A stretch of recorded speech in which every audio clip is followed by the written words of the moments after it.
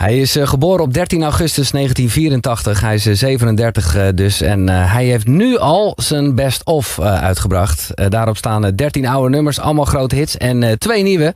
Who's Gonna Love Me Now en Don't Mess With Love. En ik vind het een eer om hem weer eens te spreken. Ik heb hem wel een paar keer mogen ontmoeten. En hij heeft een paar keer live gespeeld ook. En het is echt een waanzinnige guy. His name is Mr. James Morrison. Hello James, how you doing? Hello sir, how you doing? Yeah, I'm good. It's good to see you, man. Nothing's changed. Thanks.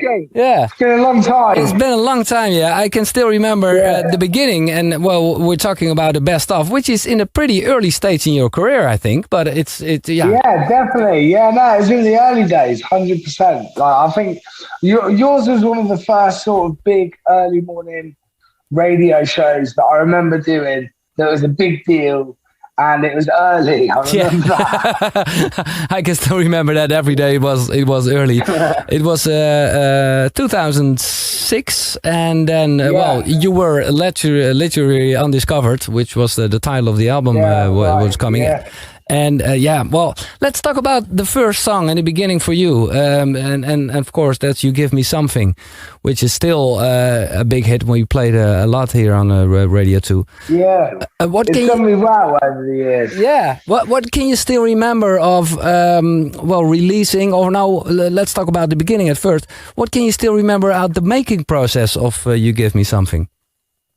I just remember it was like any other ordinary day going to the studio. It didn't feel at the time like anything special.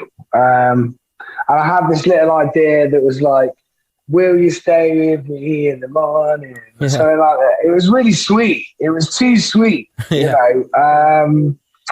And that was all I had. And so we made it a little bit more mean by just sort of saying, like trying to deny the love in the song. And I thought that was like the key point that got me interested, because at that time I didn't want to go anywhere near a love song. I wanted it to be like cool, so which is ironic. Yeah, because I'm more known for my love from the songs. love songs. The love song man. Yeah, I know, which is crazy. It's like the Bee Gees probably wouldn't have guessed that they were going to be the front runners for funk. No. You know, I never thought I'd be the guy writing loads of love songs. But yeah, you know, at the end of the day, that song is like, it's still got true lines in it, and it was fun writing. I remember it was, you know, I sort of took loads of different inspiration from different places. Like I was thinking of Nirvana when I was writing the chords to the intro, which sound nothing like Nirvana. But, you know, with all the sort of little things of inspiration, we were listening to Nina Simone, and I was fortunate enough to write with such a talented writer, Ed White. He understands how chords work, and I suppose I've used about 8 chords up just trying to write the verse, and so he slowed that down, and that's how we ended up with the song. Yeah. And I remember putting brass in it, thinking, this is a bit Frank Sinatra. I don't know whether that's the right thing to do. Yeah. And that's how naive I was.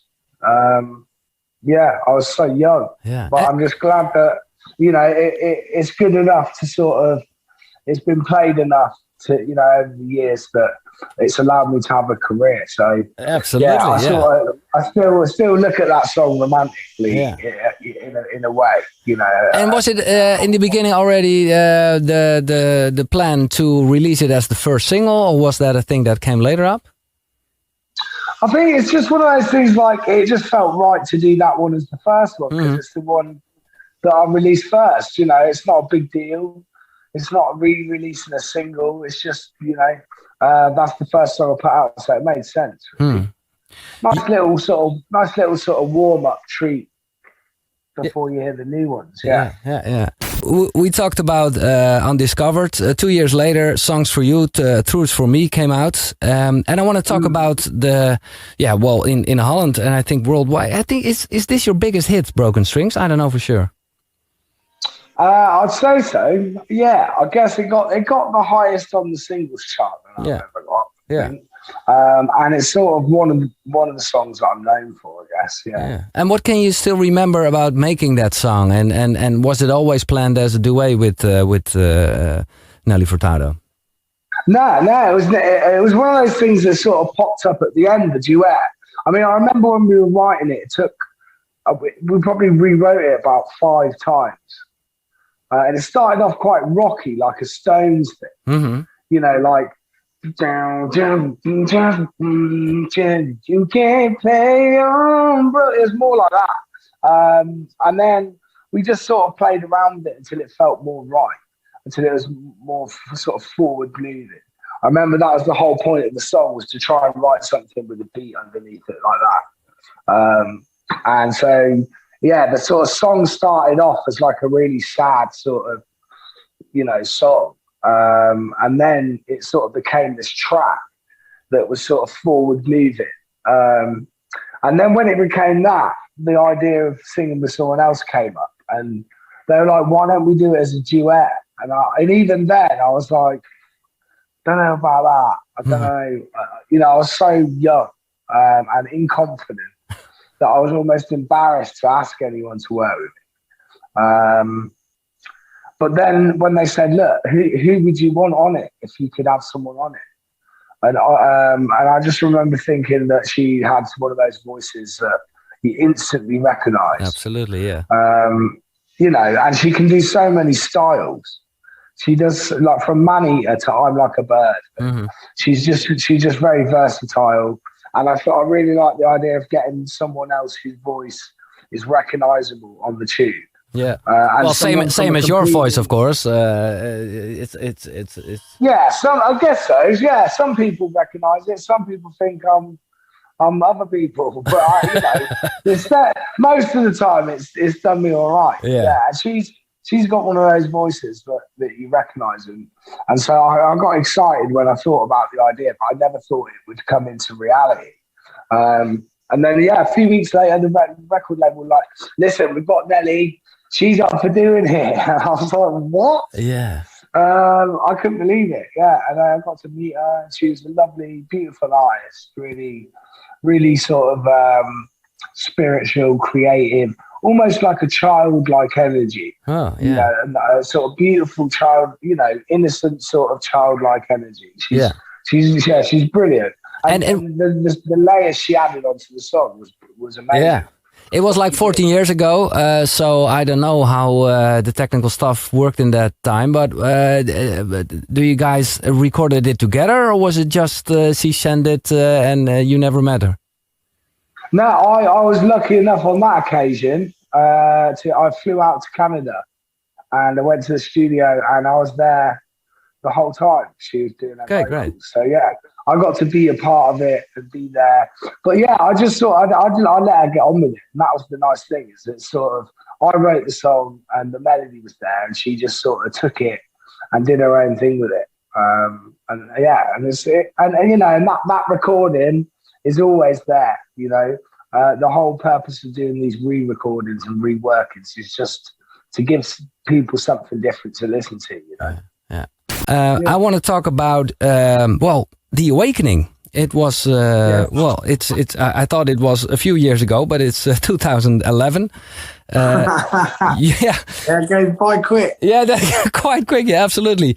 You were already the big star during that time. Your daughter was already there. So, can you take us back to "I Won't Let You Go"? Yeah, I Won't Let You Go was one of those songs. That just sort of popped out. I didn't really think about it, you know, like even though it's about something sort of serious, sometimes those songs just sort of come out of just out of nowhere, really. It wasn't like I sat down to write my other half. Like, you know, we've been through a lot of difficult things over the years as a couple. And, you know, when you're writing a song like that, it'd be easy to sort of overthink it and sit there thinking, I need to write a song like that. But it just sort of came out, popped out. And I always sort of saw it as like, it's a nice song. Like, and it does a good job, but like, I never thought it would be as popular as it was, you know. Okay. I just thought it's a nice little song. That's kind of it.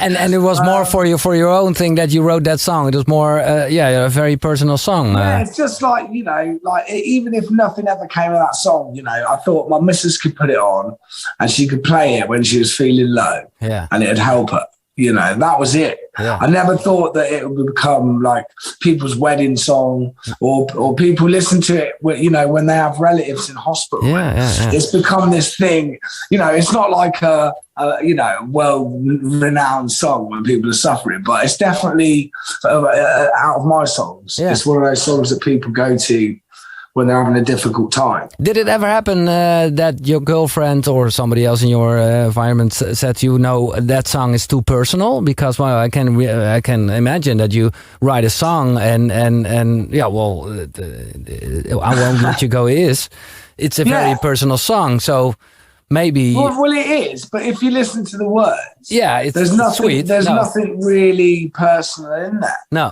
You know, other than the person struggling. So I never really see it like that.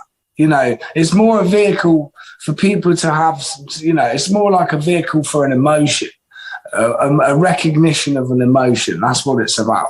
It's just one of those songs that sort of is sort of memorable enough for you to sort of sing it, and it goes in and it sort of makes you feel like, yeah, someone else understands, like, yeah, sometimes it can be shit, you know. And that was the whole point of the song, really. But yeah, it's, you know, whenever he recorded it and I put some BBs on it, it definitely became bigger than it's ever sounded. Yeah, I'm quite pleased with it. It's not one of my favourite songs, but at the same time, I really appreciate the job that it does for people. One of the songs you want to pick out, what's one of your personal favourites in the whole James Morrison catalog? It's hard because there's a few in there that sort of I really like, but I suppose the one that I like at the minute is just because it sounds slightly darker than some of the other stuff that I'm known for. But it's not like heavier up. But yeah, it's more sort of like bluesy, sort of. It reminds me of sort of old school sort of Stax or soul stuff that I used to like. So yeah, it's called Too Late for Lullabies. Oh yeah. Yeah. It's a cool little song. I just, it's just one of those songs that sort of wrote itself, really. Yeah, but that's very. What do you want to know about it? Yeah, well, I want to know what gave you inspiration for that song, of course. I suppose, just like going through tough times, you know, like going through tough times that never seem to end. You know, that was the idea behind the song. That's, you know, when you're so sort of broken that, you know, a lullaby isn't going to fix it. No. You know, it's not quite like the end, but it's like you can fix it still, but it's going to be hard work. Yeah, that is kind of like the sort of idea behind the song. Yeah. I got the first line first. Yeah. You know, it's a sad song that never ends. You know, and I think that about songs, you always go back to the same song sometimes. When you're a bit broken, you want to hear something that reflects that. You always go back to the same song. I do anyway. Yeah. So that's kind of why I started with that line, really. But it sort of went from there. I was working with a guy called Simon Aldridge, who's a really amazing lyricist and a great singer, actually. And he wrote People Help the People. Oh, yeah, Birdie. Yeah. That Birdie sang. Yeah. He's in a really cool band that me and my dad used to like called Cherry Ghost. Okay. And I got to work with him, and that was the song that we wrote. Yeah. Het is van het Forgiveness song. Ja, het is van het album Higher Than Here uit 2015. Already 7 years ago. Oh, I know. Yeah. I can't believe it. I want to talk about, of course, it's not only a greatest hits. It's a song with 2 new tracks on it. Who's Gonna Love Me Now? And if it's okay, I want to play Don't Mess With Love. Yeah, cool. No worries. Yeah. What can you tell us about that song? Is it a new song, or is it just like one of the songs that never appeared on an album? No, it's a brand new song. Yeah. In lockdown, you know, obviously there wasn't a lot going on touring wise, so I thought I'd just keep writing new material. So that was one of the songs that came out of me writing in lockdown. It's a brand new song. But it sounds familiar. Yeah. That's the good thing about it. That's why it's of course it's new, but it's that's from the beginning. They're the sort of golden ones that come along every now and again, where it sounds like, oh, I already know it. Yeah. And well, you talked about the lockdown. That's over now. So what can we expect? What other plans? Is James Morrison coming to Holland? I think so. Yeah, I'm sure I've got two gigs in your country so far, and hopefully when everything goes back to sort of normal sort of touring, then I'll be over there a lot more. Okay. Now let's meet again then to maybe perform live. It would be, not so early this time. No. Yeah, I'm now at the perfect time between. This is nice. This is a nice time. Yeah, this is a nice time. That's what I mean. Hij staat er in Utrecht op 2 mei. Yeah, that's it. But that's one show. You're talking about 2 shows. Or maybe you think Antwerp is Holland. Or oh no, sorry. Now see in de Melkweg. You're playing 28 April. Okay, well then we can have a booking at the 29th because that's it. Yeah, you have no gig. Yeah. En ik ga met liefde draaien. Don't mess with love. Thank you so much for the whole week, James. It was a pleasure to talk about. Pleasure talking to you again. Always good to talking to you. Okay, man. Have a nice evening and speak to you later then. See Take it easy, buddy. Thanks, James Morrison.